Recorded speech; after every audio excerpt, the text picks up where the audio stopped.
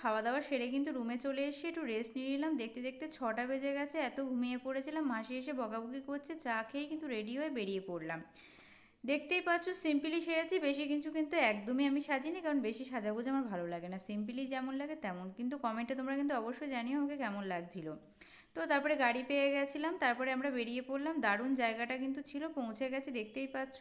জায়গাটা কিন্তু সত্যি খুব সুন্দর ছিল।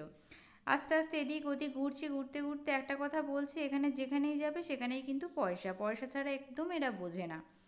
তো যাই হোক, এইখানে গিয়েছিলাম একটা গেটের মধ্যে, বেরানোর সময় নাকি আবার পয়সা লাগবে এরকম বলছে, কি বলি বলো তো। যাই হোক, তারপরে ঘোরাঘুরি করার পর একটু আইসক্রিম খেয়ে নিলাম, আইসক্রিমটা কিন্তু দারুণ ছিল।